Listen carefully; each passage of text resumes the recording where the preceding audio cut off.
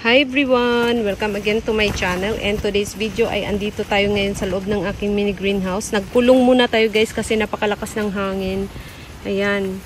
Konti lang yung binuksan ko dyan guys kasi yung hangin napakalakas talaga. So ang plano ko sana ngayon ay mag-araro kasi nung nakarang araw ay umulan. So maganda sana mag-araro ngayon kasi hindi na siya masyadong basa at hindi din siya dry yung lupa. Kaya lang, ayun nga, malakas yung hangin guys. Maganda sana yung panahon kaya lang napakalakas ng hangin. So, nandito tayo ngayon sa loob, nakatambay. So, re-sked ulit yung gusto kong gawin. And, sa mga bago nga palang nag-subscribe, tsaka yung hindi masyadong nakapanood ng aking videos, ayan, gusto ko lang i-share sa inyo kung ano yung hitsura ng aking mini greenhouse. So, ganito nga pala ang hitsura niya. Ayan. So, ito nga palang pipe ay hindi siya pang greenhouse. So, baka nagtaka kayo na bakit triangle. Kasi hindi siya pang greenhouse. Ito po siya ay ginagamit para gapangan ng gulay. Katulad ng pipino, ampalaya. So, mga gulay na gumagapang. Ito yung ginagamit na pipe. And then, dahil wala namang gumamit nito, kasi ang gumamit nito dati ay yung aking father-in-law. So, hindi na niya ginagamit. Kasi yung ginagamit ko para gapangan ng mga gulay ay yung kawayan. Kasi maraming kawayan dito sa gilid-gilid guys. So doon ako nangunguha ng kawayan para gapangan ng gulay. So wala namang gumagamit nito. So ang ginawa ko na lang greenhouse. Ayan, nag-DIY ako ng greenhouse ko. So yung pintuan ay bigay lang din yan ng kapitbahay namin. Binigyan ako ng pintuan ng greenhouse. Kasi mayroon silang greenhouse dati. And then, ewan ko kung ano na nangyari. Basta mayroon siyang pintuan na naiwan. Ayun, binigay niya sa akin yung pintuan. Kaya may pintuan dyan. So, ayan. DIY greenhouse. And then, dito muna tayo mag-video-video kasi wala naman akong magawa ngayon. At maya-maya ay uuwi na rin ako. Ayan, re-sked ko na lang yung gusto kong gawin today. So, dito nga pala tayo. Ayan. So, ito nga pala si Borostel. Alam nyo ba na nagpipink to siya guys. Kasi madalas na nakikita natin, ganito yung hitsura. Mostly, green lang talaga or parang faded green yung kulay niya. Ayan, napakalakas ng hangin guys. Ayan, baka lipa rin yung ating greenhouse. Wow! Ayan. Grabe. Diba? Napakalakas guys. Yan. So, eto nga pala siya ay nagpipink din. Yan. Medyo faded siya na green, mostly. Pero nagpipink siya. Tingnan niyo yung dahon. Ayan. Oh. Diba? Nagpipink yung dahon niya guys. Yan. Yan. Sarado na lang natin guys kasi baka yung plastic dito sa loob ay lipa rin. Ayan, sarado natin. Yan, para hindi na tayo lipa rin pa.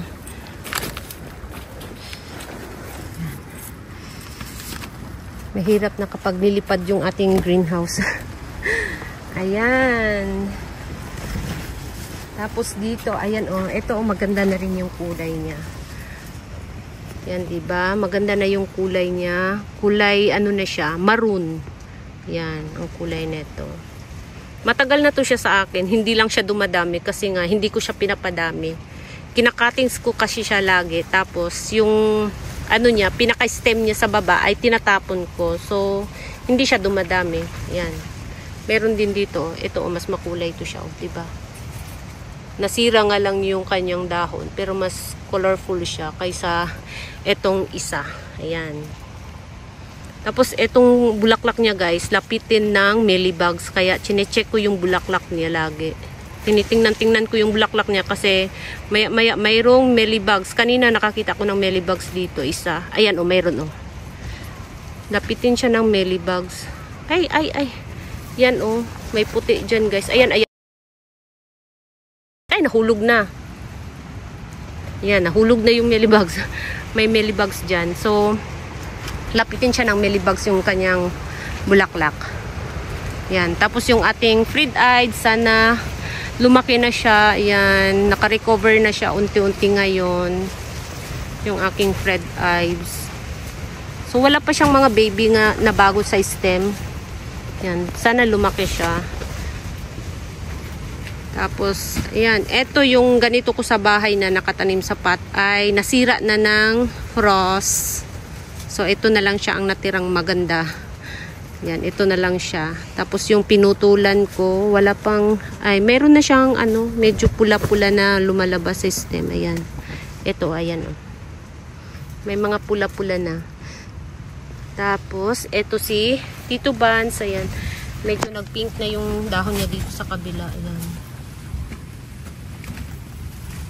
Palaki na siya ng palaki dito. Ayan.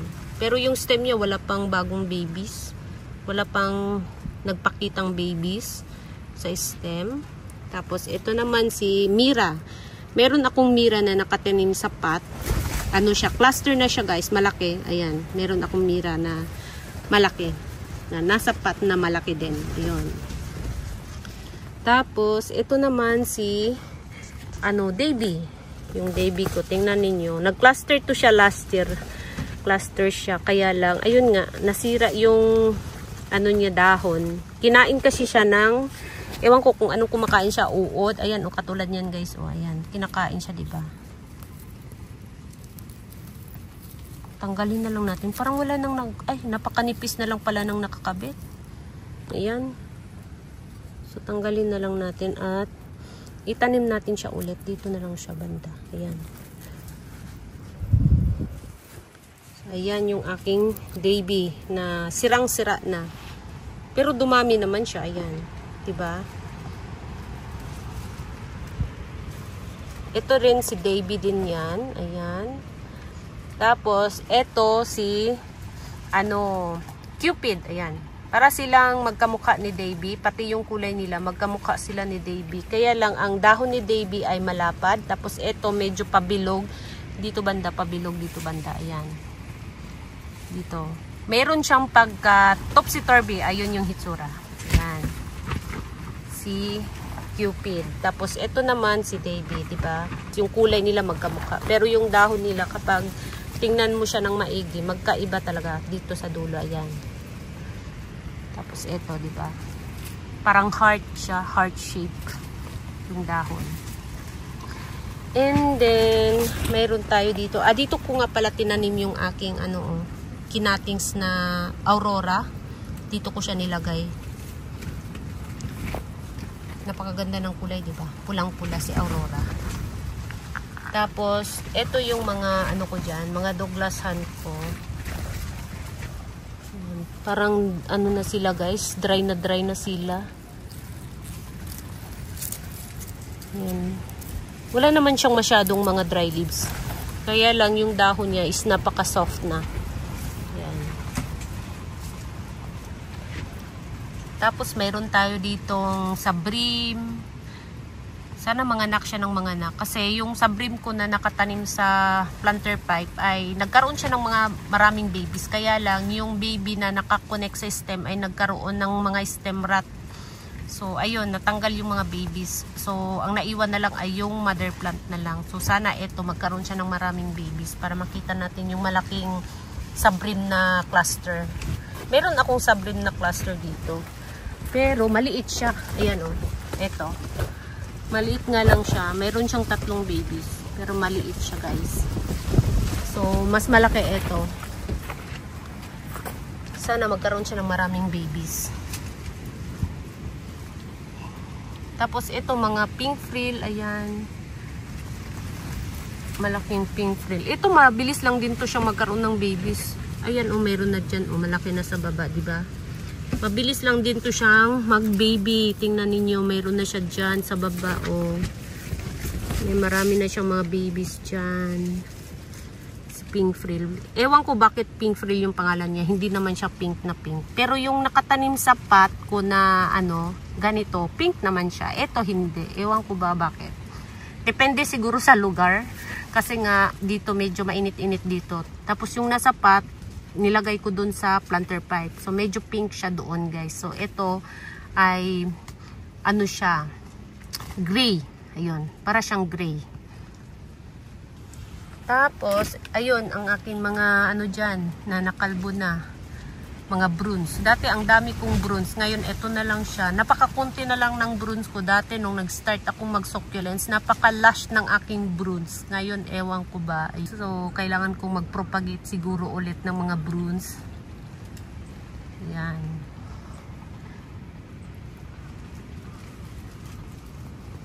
So, ito, ayan, going strong pa rin yung ating Red King Ebony dito. Yan, napakaganda ng kulay niya pero napakarumi ng dahon. Ayan, maalikabok guys. Ito malaki na siya Palaki na siya ng palaki. Napakaliit nito nung nilagay ko siya dito. Ang ganda pa ng kulay, pulang-pula pa siya Hindi ko alam kung anong pangalan nito. Diba? Napakaganda ng kulay niya. Palaki na siya ng palaki. Ano to siya kalaki guys nung nilagay ko dito. Mas maliit dito. Ayan, mas maliit pa siya dito. Halos hindi siya makita. Ngayon, ayan. Malaki na siya at pulang-pula pa. Tapos, ito naman si Pink Berry. Tunti na siyang nagpipink. Ayan, napakakonti pa lang ng pinky niya. Pero hindi pa siya totally pink. Sana mag-pink pa siya lalo. Tapos ito yung ano ko, fire something na Adolphi na hindi siya kumapal. Yan. Ito na lang yung naiwan.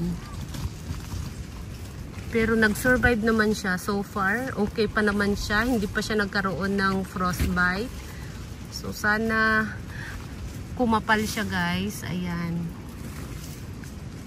Yan si Peach Boy. Tigasin naman talaga yung Peach Boy sa winter kaya okay lang siya.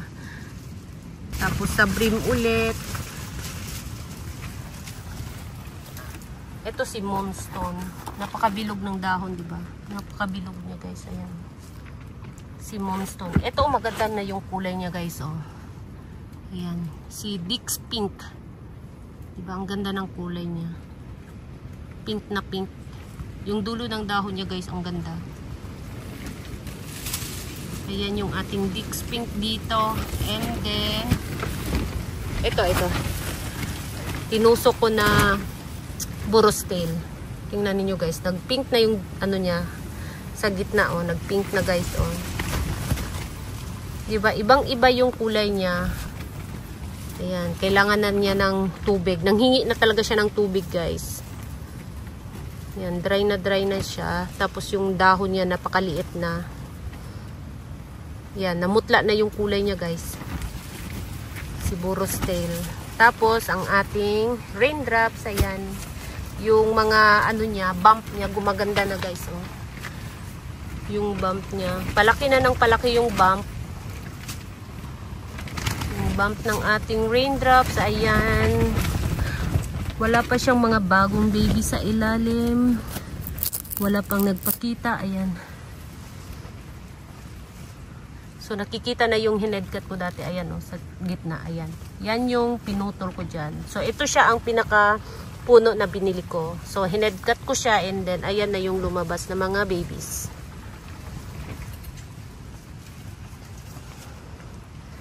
Tapos ito naman si Takasago no Okina na nung summer napakalaki niya. Pagkatapos ng summer paliit siya ng paliit. Yan, ganito na siya kaliit ngayon. So last year napakalaki niya. Ngayon ayan. So sana lumaki ulit siya. Yung stem niya napakataba. Yan napakataba ng stem guys. Yan 'di ba? Napakataba ng stem.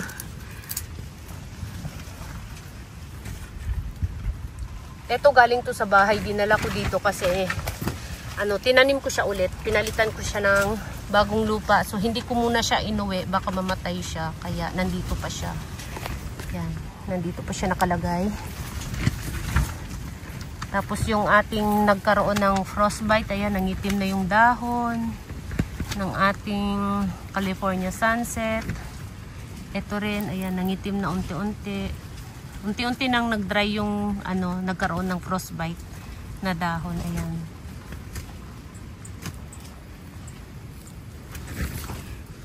Ito siya si Tito Buns variegated.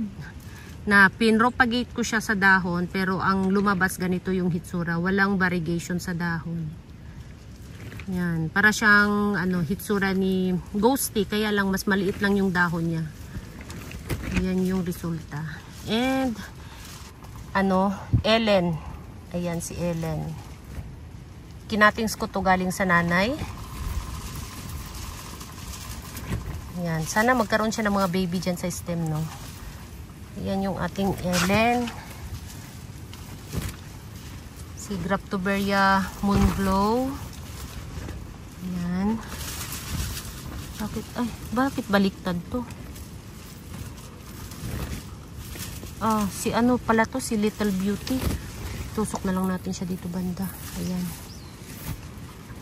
Ayan yung ating Graptoberia Moonglow. Tapos mayroon tayo ditong apus. Ayan, apus natin 3 heads. Ayan yung ating apus na kumukulay na rin siya. Pula na yung dahon niya. Napakaingay ng plastic. Tapos mayroon tayo ditong tinanim na madiba. So, lumiit siya ng lumiit, guys. Yung madiba na to. Malaki to siya dati nung nilagay ko dito. Yan. Ayan, apos ulit. Dalawang 2 heads.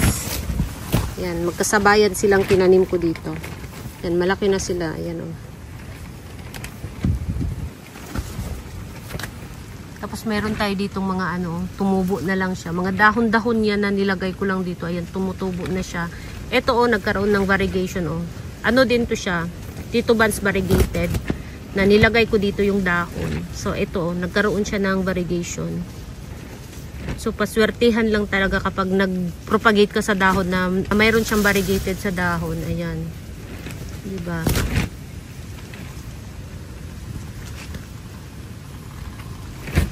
Tapos, ito naman si Snow Bunny. Ayan yung ating Snow Bunny. Dalawa yung nandito na Snow Bunny. Ito rin. Ayan yung aking Snow Bunny. Napakaganda ng dahon, diba?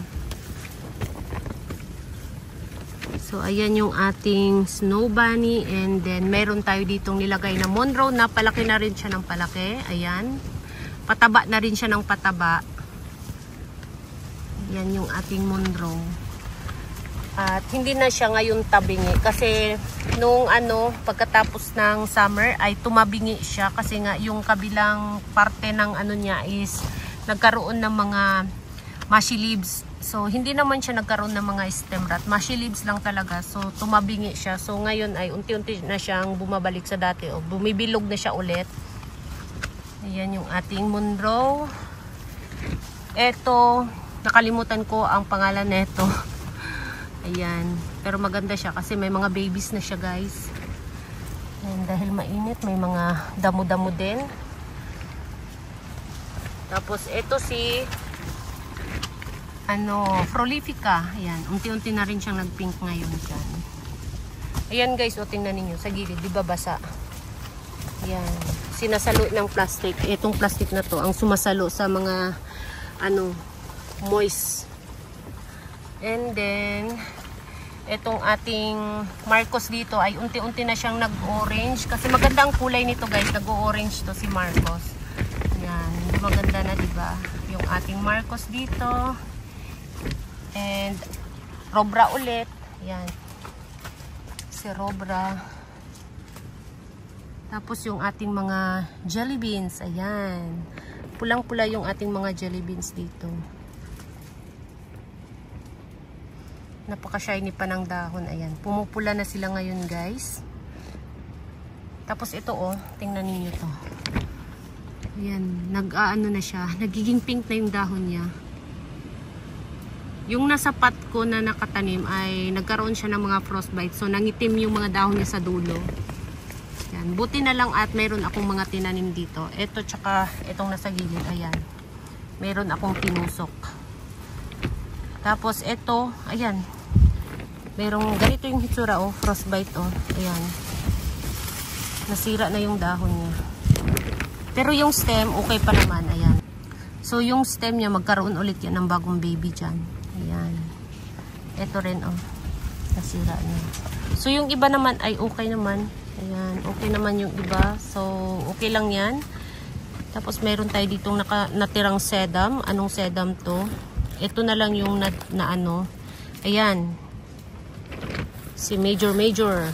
Ito na lang yung natira.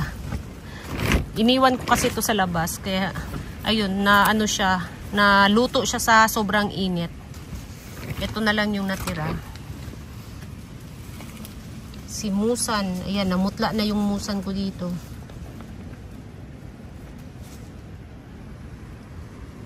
So, yun lang guys, yung ano dito. Ayan.